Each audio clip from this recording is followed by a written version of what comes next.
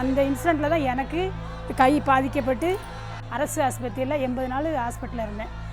அதெல்லாம் நினச்சி கிட்டத்தட்ட ஒரு 3 வருஷமாக எனக்கு மனநிலையே பாதிக்கப்பட்ட மாதிரி ஆகிட்டு அந்த அளவுக்கு இருந்துச்சு. அந்த போராட்டத்தில் பார்த்தீங்கன்னா எல்லாமே வந்து ஒரு பொழுதுபோக்கு தான் நிறைய பேர் இங்கே அன்றைக்கி போயிருந்தாங்க. நீ போறியா, நான் வரேன், சரி நான் வரேன், அப்படி தான் வந்து கலந்துட்டான் தவிர இல்லை நம்ம போய் ஸ்டெர்லைட்டை அடைச்சிருந்து யாரும் வரல. யாரும் தெரியாமல் அடி நிறைய வாங்கியிருக்காங்க. ஆனால் தூண்டி விட்டு இருந்தவங்க எல்லாத்துக்குமே சேஃபாக ஒரு இடத்துல வந்து பதுங்கிக்கிட்டாங்க. மே 22, 2018 தூத்துக்குடி தன் மண்ணில் கலவரத்தை கண்ட துயரமான நாள்.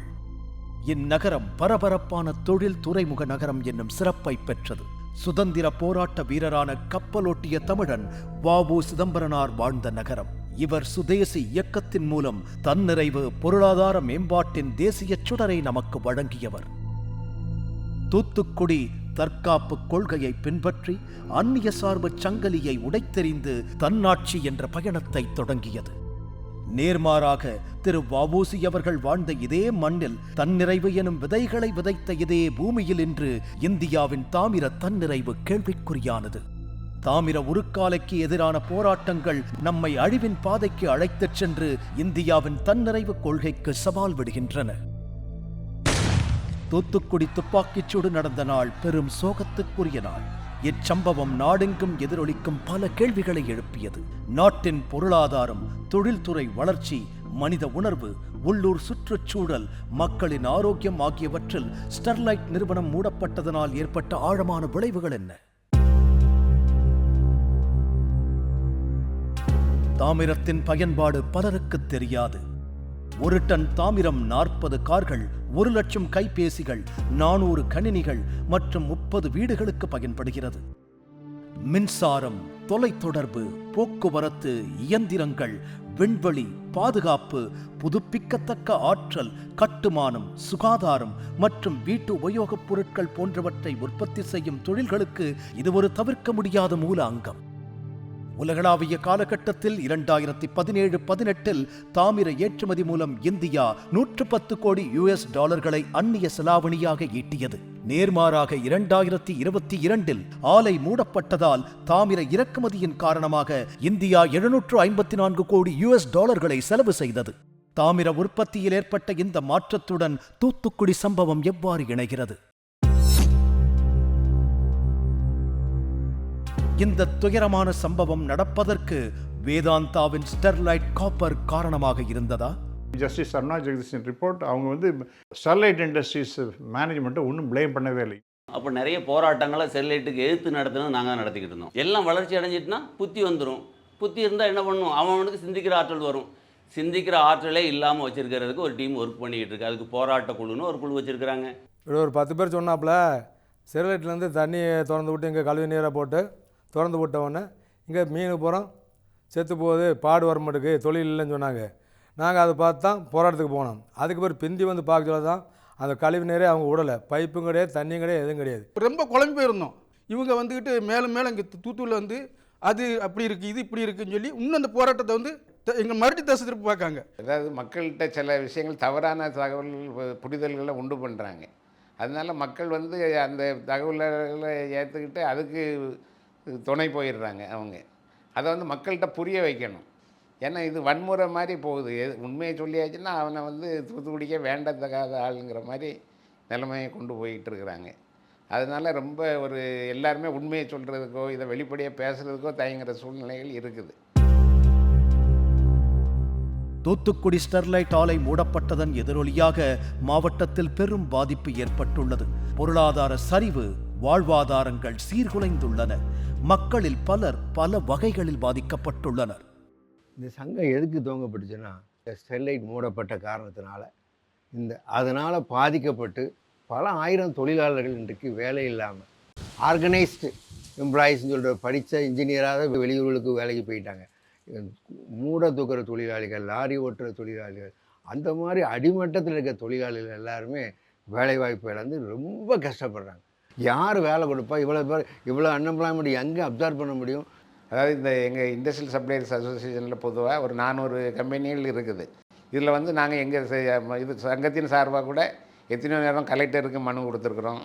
அது போக முதல்வர் தனி பிரிவு செயலருக்கு கொடுத்துருக்குறோம். இண்டஸ்ட்ரியல் மினிஸ்டருக்கு கொடுத்துருக்குறோம். எல்லாருக்கும் நாங்கள் போட்டு ரெப்ரசன்ட் பண்ணியிருக்கிறோம். சிறு தொழில் நிறுவனங்கள் எல்லாம் பாதிக்கப்படுதுங்கிறத நாங்கள் தெளிவாக சொல்லியிருக்கிறோம். வேலைக்கு சம்பளம் கொடுக்க முடியல, எங்களுக்கு பேங்க்கில் கடனை கட்ட முடியல. நான் வந்து அவங்க கொடுக்குற ஆர்டரை வச்சு காட்டேஜ் இண்டஸ்ட்ரீஸுக்கு பூரா நான் ஆர்டர் பண்ணி அவங்கள்ட்ட மெட்டீரியல்ஸ் அவ்வளோ ப்ரொக்யூர் பண்ணி ஸ்டெர்லைட்டுக்கு சப்ளை பண்ணிகிட்டு இருந்தேன். கம்ப்ளீட்டாக காட்டேஜ் இண்டஸ்ட்ரீஸ் அவ்வளோவுமே நலிஞ்சு போச்சு. இப்போ வந்து தூத்துக்குடியில் பார்த்தீங்கன்னாக்கா தெர்மல் பவர் ஸ்டேஷன் இருக்குது. தெர்மல் பவர் ஸ்டேஷனில் கம்ப்ளீட்டாக பார்த்தீங்கன்னா ஃப்ளை ஆஷ் அது போல் நம்ம சுவாசிச்சுட்டு தான் இருக்கோம். அதுக்காக அந்த தெர்மல் பிளான்ட்டை நம்ம க்ளோஸ் பண்ணோன்னு வைங்க, நம்ம வீட்டில் தினம் எல்லோரும் வீட்டில் மெழுகு ஊற்றி தான் ஏற்றணும். ஒரு டேர்ன் ஓவரில் நீங்கள் ஒரு 10% டேர்ன் ஓவர் வந்து லோக்கல் சார்ந்த தொழிலுக்கு தான் போய்கிட்டு இருந்துச்சு இது வரைக்கும். பாருங்கள், 3500 கோடி டேர்ன் ஓவர், 35,000 கோடியிலேருந்து 3500 கோடி லோக்கல் மக்களுக்கு அப்படி சுழற்சி முறையில் இருந்துக்கிட்டு இருந்த பணம் இன்றைக்கி கிடையாது. 6 வருஷமாக கிடையாது. கிட்டத்தட்ட நாங்கள் ஒரு 1200 ஓனர்ஸ் இருக்கிறோம். இப்போ அந்த கம்பெனி போய்கிட்டு இருக்கும்போது, ரன் ஆகிக்கிட்டு இருக்கும்போது எல்லோரும் 10 வண்டி 15 வண்டி வச்சு நல்ல முறையில் தொழில் பண்ணிக்கிட்டு இருந்தோம். இப்போ வண்டிகளெல்லாம் நிறைய ஃபைனான்ஸ் கட்ட முடியாமல் வண்டிகள் எல்லாமே விற்றுட்டோம் நிறையா. இப்போ 2 வண்டி வச்சுருந்தேன் நான். இப்போ 2 வண்டியும் கொடுத்துட்டு இப்போ தினக்கூலிக்கு வேலைக்கு போயிட்டு இருக்கேன். ஏகப்பட்ட பேர் சும்மா தான் இருக்காங்க, கிடைக்கிற வேலையில் பார்த்துட்டு இருக்கோம். Closure of Sterlite sulphuric acid பார்த்திங்கன்னா மோர் தேன் 3 டைம்ஸ் ரைஸ் ஆகிடுச்சுங்க. So ultimately that cost of production increase ஆகிடுச்சு. தட் ஃபெர்டிலைசர் காஸ்ட் எல்லாமே வந்து ரொம்ப ஜாஸ்தி ஆகிடுச்சு. இட் இஸ் அந்த காஸ்ட் பார்த்திங்கன்னா விவசாயிகளோட உரமும் ஜாஸ்தி ஆகிடுச்சா. In fact the subsidy account towards the கவர்மெண்ட்டோட சப்சிடி காஸ்ட்டும் ரொம்ப வந்து ஜாஸ்தி ஆகிடுச்சுங்க. Entire fertilizer industry facing a very big blow. இந்த டிஏபி, பொட்டாசியம், யூரியா இந்த மாதிரி உரங்கள் வந்து 800 ரூபாய்க்கு இருந்துச்சு. இப்போ அந்த கம்பெனி மூடினதுக்கப்புறம் வந்து இந்த மாதிரி 1800, 1900, 2000 ரூபா வரைக்கும் கொடுத்தாலுமே அந்த உரம் வந்து கிடைக்க மாட்டேங்குது. தூத்துக்குடியில் ஒரு தொழிலாளர் வேலை செய்கிறார்கள் என்று சொன்னால் ஒரு 25,000, 30,000, 40,000 சம்பளம் வாங்குகிறார்னு சொன்னால் அந்த பணம் தூத்துக்குடிக்குள்ள தான் வரப்போகிறது. அப்போது அந்த தொழிலாளர்கள் இல்லை என்றால் எங்களுக்கு வியாபாரம் இல்லை. My factory, I'd invested almost about 12 crores in it. It's almost 5 years since it's shut down. I don't get any asset, so I had to lay off. My factory had all clearances. We were not polluting. We were not doing anything. There's so many death threats. People send everyone to shut it down. We just said, okay, fine. If Tamil Nadu doesn't want us, we'll go. Now I've gone to Orissa. It's not only one factory, I'm putting about 5 factories.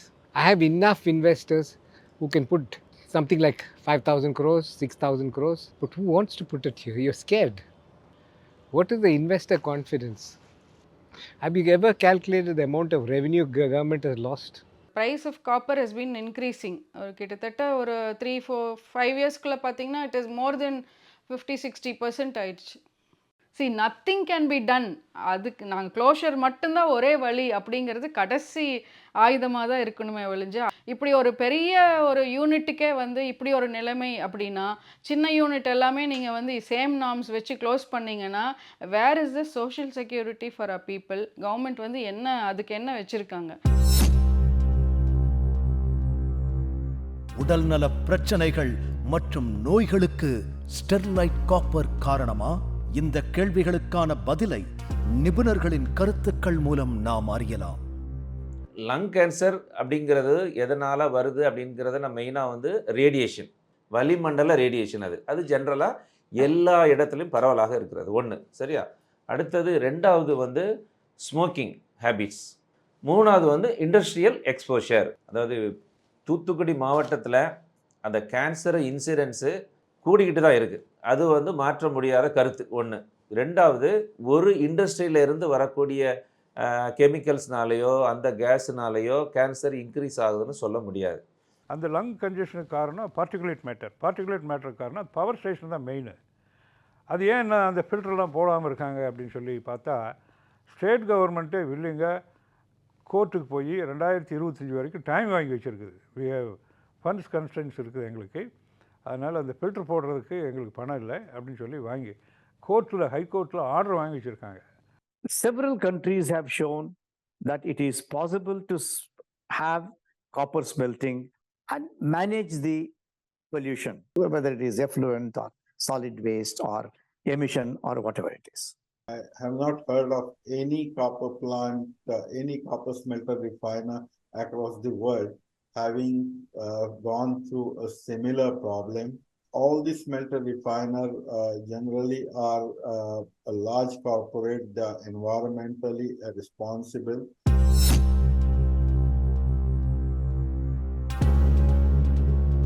Sterlite ஆலை தூத்துக்குடியில் மழை பொழிவை சீர்குலைத்து இயற்கை அன்னைக்கு பாதிப்பை ஏற்படுத்தியதா?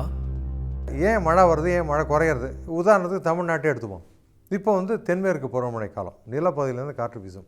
எப்போ கிழக்கு பக்கத்தை பார்க்கலாம், கடல்லேருந்து வரும் அப்படின்னா அக்டோபர்லேருந்து தான் வரும். சில வருஷங்கள் குறைவாக இருக்கும், சில வருஷங்கள் கூட இருக்கும். புயல் போன்ற நிகழ்வுக்கெல்லாம் அந்த எனர்ஜெட்டிக்ஸ் சக்தி அப்படின்னு பார்த்தா பல ஆட்டம் பாம் சக்தி இருக்கும். ஸோ அந்த சக்தியெல்லாம் இந்த மரங்கள்னாலேயோ ஒரு தொழிற்சாலைனாலேயோ எல்லாம் கிரியேட் பண்ண முடியாது. மழையினுடைய அளவுக்கும் இந்த தொழிற்சாலைக்கு சம்மந்தம் கிடையாது. ஏன்னா சும்மா கொஞ்சம் தான் கேஸை வெளியில் வர போகிறது. அதனால ஒரு மழையே மாற்றக்கூடிய அளவுக்கு ஆற்றல்லாம் அது கிடையாது. சல்ஃபர் டை ஆக்சைடு உமிழ்வுகள் என்பது என்ன? ஸ்டெர்லைட் ஆலையின் மாசு அளவு மத்திய மாநில மாசு கட்டுப்பாட்டு வாரியம் நிர்ணயித்த வரம்புகளுக்கு உட்பட்டுள்ளதா? 1994-95 where the environmental impact assessment is not very strong by notification, the board has given the consent, and also the Ministry of Environment also has given their clearances, and strengthening of this environmental laws has become very, very strong only by 2006. In earlier stage of the operations, the fugitive emissions need to be very strongly addressed. TNPCB has addressed this issue to Sterlite Copper. They also cooperated very well. They have invested around more than 150 crores by 2004 itself. First time in the country, not even the ISA smelt where they have brought the equipment and all. In Australia, they even do not have these control measures. We only insisted, Pollution Control Board only insisted. So they have brought a complete 600 crores sulfuric acid plant carrying all the off gases to producing sulfuric acid. This is a very sophisticated plant, the Sterlite plant. So what they got a desulfurization facility there that will essentially prevent the sulfur content from getting out into the atmosphere. It will not go at all. It was supposed to be producing sulfuric acid of capacity 12 lakh tons per annum, which is the largest capacity for sulfuric acid plant in India. And even internationally, it's a very, very large capacity. But the issue here is, in addition to the Sterlite copper plant in Tuticorin, there are 2 sulfuric acid plants. Then there is also coal-based thermal power plants. So whatever the sulfur dioxide emission that have taken place in Tuticorin area must have come from these 2 sulfuric acid plants or the coal-based thermal power plants, both of which do not have desulfurization facility, whereas Sterlite Copper has got a desulfurization facility. This aspect has been pointed out by the Green Tribunal in one of these awards. ஒரு ஸ்க்ரப்பர்னு ஒன்று வச்சுட்டு இருக்காங்க. ஒரு instrument has been installed. அது வெளியில் வரும்போது இந்த scrubber catches தி elements, அதாவது இந்த பொல்யூட்டிங் எலிமெண்ட்ஸ் எல்லாம் கேட்ச் பண்ணின பிறகு சல்ஃபர் டை ஆக்சைடை சல்ஃபூரிக் ஆசிடாக மாற்றி கெமிக்கல்ஸ் அண்ட் டை அந்த மாதிரி இண்டஸ்ட்ரீஸும் தே ஆர் ஆல் ட்ரைவிங். நம்ம காம்ப்ளெக்ஸ்லேயே, நம்ம ஸ்மெல்டர் காம்ப்ளெக்ஸ்லேயே நம்ம ஃபேக்ட்ரியை சுற்றி ஃபென்ஸ் லைன் மானிட்டரிங் சிஸ்டம் அப்படின்னு ஒரு சிஸ்டத்தை வச்சு எவ்வளோ சல்ஃபர் டை ஆக்சைடு என்னுடைய ப்ரெமிசஸ்குள்ளே இருக்குது அப்படிங்கிறத மானிட்டர் பண்ணுறதோ மட்டும் இல்லாமல் அது ஒரு சட்டன் ரேஞ்சுக்கு மேலே போகும்போது ஆட்டோமேட்டிக்காக எங்களோட ப்ரொடக்ஷனே த்ராட்டில் பண்ணி பிளான்டே ஷட் பண்ணிடும். பொல்யூஷன் கண்ட்ரோல் போர்டு அவங்க they have got their gadgets. Every minute என்ன பொல்யூஷன் எவ்வளவு இருக்குது, that is being recorded and that is monitored by the Pollution Control Board. Key pollutant is sulfur dioxide. Pollution Control was very stringent to restrict them 2 kg per ton, and they have gone for many modifications in the converters as well as scrubbers. And all other different committees who have visited here, the comprehensive assessment was satisfactory in earlier days. Recently, Anna University made a survey. They have gone and inspected the Tuticorin area after the closure of the Sterlite Copper, and compared to the area before that, there is absolutely no change in the conditions or atmosphere in Tuticorin after the closure of Sterlite Copper. காரணம் என்னன்னு study பண்ண போது அங்கேருந்து இந்த smoke, vehicular traffic. The moment you put A plus B to get C, there is going to be some change in the quality of the environment. And it is true of Sterlite. Apportionment studies are done to show or to prove that whatever changes that have occurred in the environment is only because of your actions and your activities. In the absence of source apportionment study, Pollution Control Board cannot pinpoint, say, the entire pollution is only because of you. நமது விசாரணையை விரிவுபடுத்துவோம். Sterlite காப்பரின் செயல்பாடு தண்ணீர் போன்ற விலை மதிப்பற்ற வளங்களை மாசுபடுத்தியதா? Entire water used in the Sterlite copper is being reconditioned, treated and reused, and they don't let out 1 liter of water outside. So when they don't let out water outside, there cannot be a condition where water is going out of. So that is absolutely bunkum. 2011 நீரி committee வந்து Sterlite வந்து ஆய்வு பண்ணாங்க. இந்த company zero liquid discharge பிளான்ட்டுங்கிறத அவங்க endorse பண்ணாங்க. It's a very well designed plant, very well operated plant with a lot of systems, controls and all that. It's optimized technology. Exactly the copper concentrator, what these people are doing, same thing all the internationally being done. There is no significant advantage over there. There is nothing like obsolescence of technology, that is not there at all. தாமிர ஆலை திடக்கழிவுகள் உருவாக காரணமாகிறதா? இவங்களோட என்னென்னா தாமிர கழிவுகளை தூத்துக்குடியில் உள்ள எல்லா இடங்களையும் ஒரு கருப்பு மண், அது வந்து ஃபெரோ சாண்ட், அது என்னோடய பை ப்ராடக்ட்டு. அது எது கூடயும் எந்த காலகட்டத்தில் ரியாக்ட் ஆகாது. இது நாங்கள் சொல்லலை, இந்தியாவில் தலை சிறந்த laboratories, central policing board, Tamil Nadu policing board இவங்கெல்லாம் அனலைஸ் பண்ணி இதுக்கு ஒரு கைட்லைன்ஸ் கொடுத்தாங்க. இந்த ப்ராடக்டை நீங்கள் வந்து எங்கெங்கெல்லாம் யூஸ் பண்ணலாம் அப்படி ஒரு கைட்லைன்ஸ் கொடுத்துருந்தாங்க. இவங்களுடைய கைட்லைன்ஸில் இந்த ப்ராடக்டை நம்ம சேல் பண்ணிக்கிட்டு இருந்தோம். The copper slag they are given to a contractor, ask them to remove it and do whatever he wants with that. Now internationally in number of places, the copper slag is being used in the cement plant for mixing with this clinker. That's what they do. Copper slag is also can be used for road constructions, the asphalt making. There are a lot of useful material out of this. Here, one problem here is no application development efforts have been put forth by the contractor. Contractor cannot be able, he must be a business fellow. Then Sterlite Copper has also not taken any special steps to develop application development for the copper slag. Application development in the sense, you don't have to develop the application, you have to only create awareness among the possible consuming industry. There is a way that this can be used. You can go to cement plant. This copper slag utilization quantity accumulated so much over the period of time. There is no way that this ought to have been sorted out much earlier. This has not been done. That remaining, but the copper slag is not harmful. There is no radiation issue in that. It's a very well established scientifically. அந்த slacks எல்லாம் நீங்கள் இப்போ supreme court permit பண்ண பிறகு எல்லாரும் போட்டி போட்டுன்னு வாங்கிட்டு இருக்காங்க. யார் சிமெண்ட் இண்டஸ்ட்ரீஸ் தான் போட்டி போட்டுன்னு வாங்குறாங்க. மத்திய மாசு கட்டுப்பாட்டு வாரியத்தினுடைய கைட்லைன்ஸில் எஸ்எல்எஃப்னு சொல்லக்கூடிய செக்யூர் லேண்ட்ஃபில்லிங், அது வந்து பாதுகாக்கப்பட்ட நிலப்பகுதி, கிட்டத்தட்ட எனக்கு தெரிஞ்சு 12 லேயர் போட்டு அவங்களோட கைட்லைன்ஸோட அந்த எஸ்எல்எஃப் பாண்டை வந்து ரெடி பண்ணி அதுக்கு மேலே தான் டம்ப் பண்ணுறோம். ஸோ நம்ம டம்ப் பண்ணக்கூடிய இந்த சாலிட் வேஸ்ட்டு 1000 வருஷம் ஆனால் கூட அது பூமிக்குள்ளே பெனட்ரேட் ஆக முடியாது. Then another point that was given is arsenic contamination. That's what they said. Absolutely no way of arsenic contamination coming. But what is happening is the Chengote area is known to be arsenic prone. The soil not only for the last several hundreds of years. So the arsenic is there. What it will do is it will contaminate the water. And people who take this arsenic contaminated water, they can get hunchback. There are also already treatment plants are there in this region for removing the arsenic. Sterlite ஆலை அளவிற்கு அதிகமான தண்ணீரை பயன்படுத்துகிறது என்றும் இதனால் விவசாய பயன்பாட்டிற்கு தண்ணீர் பற்றாக்குறை என்றும் குற்றச்சாட்டு.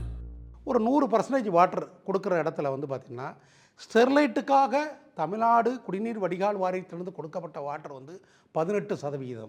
மீதமுள்ள கிட்டத்தட்ட வந்து பார்த்திங்கன்னா 68% வாட்டர் கடல் நீரை குடிநீராக மாற்றி அதை வந்து நாம் வந்து நம்ம கம்பெனி யூஸ் பண்ணுறோம். பேலன்ஸ் வாட்டரு இந்த ரீப்ராசஸ் பண்ணி பண்ணுற பட்சத்தில் அந்த வாட்டரை நம்ம யூஸ் பண்ணுறோம். சுப்ரீம் கோர்ட்டில் என்ன சொல்கிறால் ஒரு 100 crore நீங்கள் டெபாசிட் பண்ணுங்கள் sir, there are certain violations.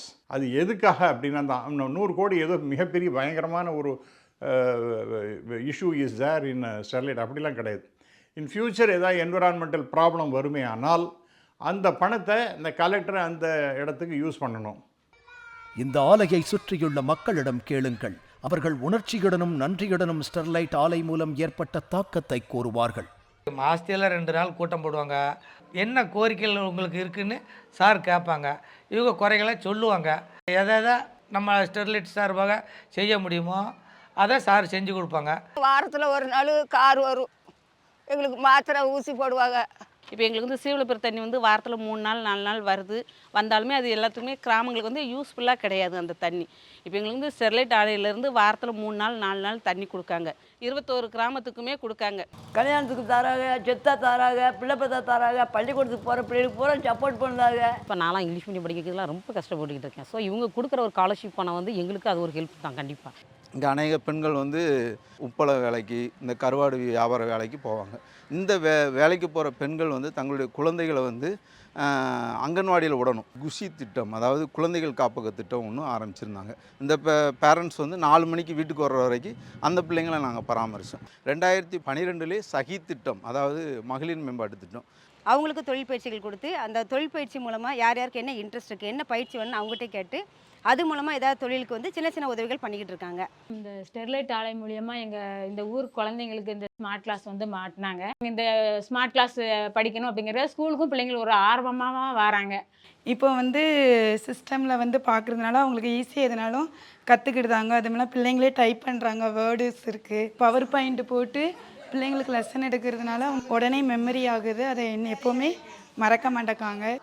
இந்த வளையல் மக்களுக்கு வந்து ஒரு 300-400 பேருக்கு வலை கொடுத்தாங்க. வளகர் எத்தனை பேர் கொடுத்துருக்காங்க தொழில் பார்க்குறதுக்கு. ஐஸ் பாக்ஸ் எடுத்து கொடுத்தாங்க. அந்த ஐஸ் பாக்ஸ் வந்து ஐஸ் மீன் போட்டு ஐஸ் போட்டு ஸ்டாக் பண்ணி வச்சு அதுலேருந்து எடுக்கிற மாதிரி வச்சுருக்காங்க. இப்போ இந்த கேவியை எங்களுக்கு வந்து ஸ்டெர்லைட்லேருந்து கட்டி கொடுத்தாங்க. கட்டி கொடுத்தனால நாங்கள் டெய்லி ஜபம் பண்ணக்குள்ள எங்களுக்கு ஒரு நல்ல ஒரு அடைக்கலமாக இருந்த மணிக்கு இருக்க ஆலயம் மாதிரி தந்துருக்காங்க. நாங்கள் 23 கான்ட்ராக்டர்ஸ் நாங்கள் சொல்கிறோம். நாங்கள் சர்வீஸ் செக்டாரில் தான் இருக்கோம். எங்கிட்ட இருந்த எல்லாருமே சுற்று வட்டார கிராமத்தில் உள்ள ஆட்களை தான் ரெக்ரூட் பண்ணி நாங்கள் வைக்கிறோம். அவங்க அந்த கோர் வில்லேஜஸ்லேருந்து அந்த பின்கோடில் இருந்து இருந்தால் மட்டுமே தான் அந்த பாஸ் அப்ரூவ் பண்ணுவாங்க. ஒவ்வொரு எம்ப்ளாய்க்கும் அவர் என்ன வேலைக்கு போனாலும் சரி, அந்த கேட்டில் போயிட்டு எங்களுக்கு ஒரு பாஸ் கொடுக்குறாங்கன்னா எவ்ரி 6 months அவருக்கு வந்து கம்ப்ளீட் பாடி செக்அப் பண்ணி அந்த டேட்டாஸை நாங்கள் சப்மிட் பண்ணால் தான் எங்களோட பாஸே ரெனியூவல். மோர் தென் 13 years ஃபாலோ பண்ணிட்டு இருக்கோம் இந்த சிஸ்டம். கொரோனா பெருந்தொற்று சர்வதேச பரவலின் போது ஸ்டெர்லைட் காப்பர் தமிழ்நாடு, கேரள மாநிலங்களுக்கு இலவசமாக உயிரை காப்பாற்றும் தேவையான ஆக்சிஜனை வழங்க முன்வந்தது. ஆக்சிஜன் என்னன்னா முதல்ல சிலிண்டரே இல்லை அந்த அளவு. எல்லாருக்குமே தெரியுது அங்கே ஸ்டெர்லைட்டில் வந்து ஆக்சிஜன் அவைலபிளாக இருக்குது, அதை வந்து ரெடி பண்ணலாம் அப்படின்ட்டு. பட் ஆனால் அதை கொடுக்குறதுல வந்து ஏகப்பட்ட சட்ட சிக்கல்கள் இருந்தது. அதையெல்லாம் கடந்து அந்த டயத்தில் வந்து தமிழ்நாட்டில் வந்து கன்னியாகுமரியிலேருந்து திருச்சி வரைக்கும் இருக்கிற மாவட்டங்கள் எல்லாத்துக்குமே வந்து ஆக்சிஜன் லாரிகள் வந்து அங்கே வந்து ஃபில்அப் பண்ணி போக ஆரம்பிச்சது. இன்றைக்கும் பல உயிர்கள் அதனால் வாழ்ந்து கொண்டிருக்கின்றன. ஸ்டெர்லைட் காப்பர் ஆலையை மூடுவது இந்தியாவின் எந்த முன்னேற்ற பாதையை தடுக்கிறது? இந்த கேள்விகளுக்கான பதில் பல விதங்களில் எதிரொலிக்கிறது. ஸோ இனிதான் வந்து we are going to feel the pressure of copper. Copper தான் it's going to decide our economy because நிறைய electrification நடக்குது.